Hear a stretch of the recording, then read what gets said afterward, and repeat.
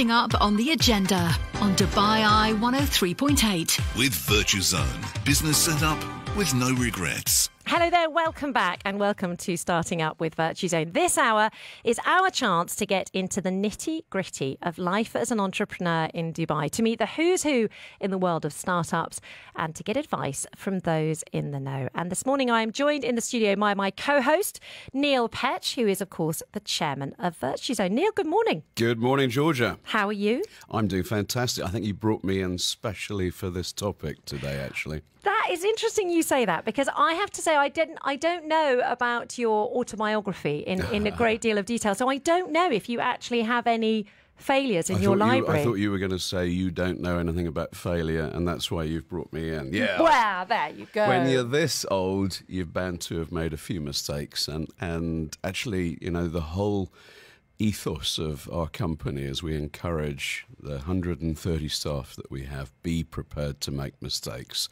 because if you don't make mistakes, you're not pushing hard enough. And obviously what's happened just now in the whole world is not under our control, but how you act and react to it is under our control. So first thing, don't panic. Second thing, look to your strengths. Do something that gives you a bit of a boost. If you've had a bit of a crap day at the office, so to speak, or at the, you know, on your crypto wallet, if you let that dominate, then you're not going to be as good an operator. So I'd say the main thing that I can bring to this show is, yes, it's happened to me a few times before, and I'm still smiling. Well, that is what's so impressive, because obviously you're running Virtuzone now, very successful business, well established here in the United Arab Emirates. I think it's really easy for people to look at businessmen like you and think, well, you know, he's just, you know, he's made it, and you know, you presume that there was plain sailing all the way. But have you got a few sort of failed businesses in your back pockets? Yeah, I mean, goodness me, you know, 2 years ago we sat in our office with COVID in front of us, not knowing what was going to be happening. Yeah. You know, a couple of weeks later, we were on a 3-day week. When we launched Virtuzone, which was 2008, 2009, the world was crashing around us. And we thought, Dubai is going to be insulated from that. Of course, it wasn't. It was the biggest crash that Dubai had ever experienced. Yeah, just 6 months after the States, basically. And so I, in my genius, invested a huge amount of money in property at that stage. So I suppose lesson number one, if I'm tipping you when to invest in property, do the reverse. And lesson number two, actually, Virtuzone, you know, because people wanted, look, things were tough all over the world. Maybe people were losing their corporate jobs. That's not the case in this particular situation at all. In fact, we've never had so much opportunity, but still things are bad. Maybe so people want to be entrepreneurial, but they don't want to do it with huge risks. So they didn't want a big office and so on. So Virtuzone came along at the right time. So that's, you know, look for an opportunity. Look for when COVID happen, obviously all those things that encourage people to, you know, whether it be riding on your Peloton or whatever, something that was appropriate for that. So look for it now. And obviously the other expression is when there's blood on the streets, that's the time to be investing. So your friends that were buying Bitcoin, you know, it's there's method to their madness. Yeah, I have to say, I mean, that was the big topic of conversation for me at my lunch yesterday. Everyone talking about the massive cryptocurrency collapse and whether or not this is indeed the time to pile in, and whether this is the moment to basically pull up your bootstraps, even if you've lost loads of money, and progress and proceed and you know, start again. It's not the time to be greedy, and I think so much the problem with the crypto market is that so many people are investing in it without knowing an awful lot about it, because suddenly it got easier. The minute you start to think you can walk on water, that's when you're in trouble. So always look for projects that have some substance to them. Look for the fundamentals, and if they're there, you're going to be fine. And if you do it now, it's a brilliant time to do that. Certainly, yes, cryptocurrency is needing to come with a massive health warning. Now, to discuss this topic further, exactly how you can pull up your bootstraps when you've experienced a personal failure or a business failure, we are joined in the studio by a professional business coach. Dhiren Harchandani is a transformation architect at SuperHuman Coaching and has very kindly joined us in the studio. He's also an entrepreneur, investor, endurance athlete, mentor, author and keynote speaker. And Dhiren and I have just figured out that we spot each other regularly on Kite Beach running track. I'm walking, you're running. Absolutely. Thank you so much for coming in. Now, okay, failing, which many will equate with losing a lot of money, can be pretty hard to swallow, especially if you've built something with blood, sweat and tears. Based on your experience coaching people, what is the default reaction to failing? So what it really comes down to is fear. I think fear of... So I have a quote that I, as an entrepreneur, failure is something that I'm very familiar with. So I have a quote that I often lean on, which is, past failure informs future fear. So let's unpack that for a moment. Now, what happens when we fail is we end up predicting what happened in our history into our future. So we start perpetuating exactly what we're trying to avoid. The shame, the embarrassment, the humiliation.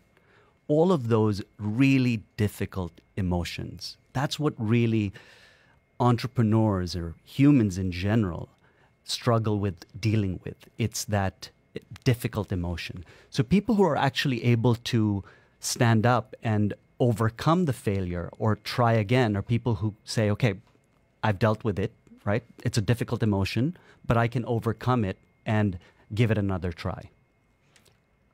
Dhiren, I'm fascinated. You know what? I was preparing for this and I was reading your CV, and 3.5 hours later I was still going and you were still doing amazing things. So, one of the best things when you're being coached is to see someone who's inspired themselves. George has just told me you're running every morning, so getting the endorphins going.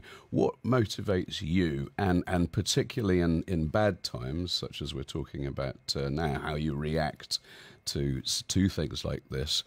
What do you use? So for me, it really comes down to my why. Why am I doing what I'm doing? Whatever it is I'm doing, be it endurance sports or starting a new business. So, external motivation, there's $1 billion, if not $1 trillion industry that is the self-help industry, right? And what they've figured out is that as long as they keep providing us with books and workshops and keynotes to motivate us, we're going to keep coming back for more. But the key thing is, all the external motivation is short-lived. The real sustainable motivation is within. So I really lean into my why. Why am I doing what I'm doing? So if it's a business that I'm starting, why is it that I'm starting this business? Because when times get really tough, I'm able to lean into my why. So, I often use sports. We'll use business as well as an example. But in sports, when Mohamed Salah or Michael Jordan come out, they don't think, what if I lose, right? They think, that they're going to win. And even if they do lose, they know that they can handle the really difficult emotions that come with it. Okay, so Dhiren, You've just sort of hit the nail on the head for me, a challenge that I have, right? It's quite easy as the owner of a business to be inspired by it, driven by it, to get up a little bit earlier, to stay awake a little bit later. It's your business, after all, that flashing light on your phone. Your staff that you sometimes perhaps assume have the same passion, but that's wrong to assume that. So leaning into your own why there, it doesn't work, right? You need to, how do you put yourself in their shoes and bring them along with you? So I would try to understand what motivates them, right? What gets them up in the morning to come into Virtuzone and put in the hours, put in their life into your business, right? What is it that makes them tick? And, science shows that, or a lot of research shows that motivation in terms of monetary gain only motivates people up to a certain point. After a certain point, the monetary gain is diminishing.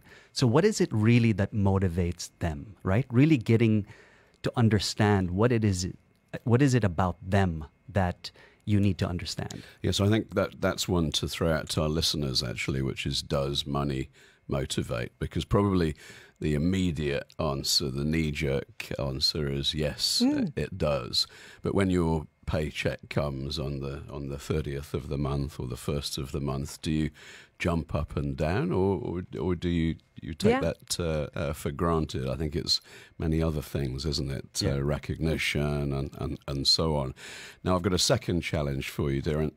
I see that you are an NLP practitioner. I once interviewed someone who I thought was the most perfect candidate in the world. It didn't work. There's an example of failure, Georgia, but I think I got NLP programmed, if that's the right expression. So perhaps demonstrating this on radio is one of the more difficult things, but can you just tell us how you would use your knowledge there to try and, as you said, you've got to try and understand what motivates your staff and what's driving people forward. So how do you use this? So one of the ways that I use NLP is to try to understand what their needs are. What are their needs, right? What is the history? So we're all programmed by our environment, right? What kind of programming did they receive in their childhood? What are their behaviors? What motivates them, right? And how are they sitting, right? Are they upright? What's the micro expressions around their face, right? So it's all the little nuance micro expressions that really give me a lot of insight in terms of, because physiology is really what drives how we use language, right? How are they using language? Are they very intentional with the language that they're using? So you've explained to me that one of the main ways in which you can drive people forwards and when they've had a failure is for them to find their why. But you've also mentioned that you carry this legacy of fear with you if you have failed. Can those two counteract each other to enable yourself, an entrepreneur, to achieve going forward?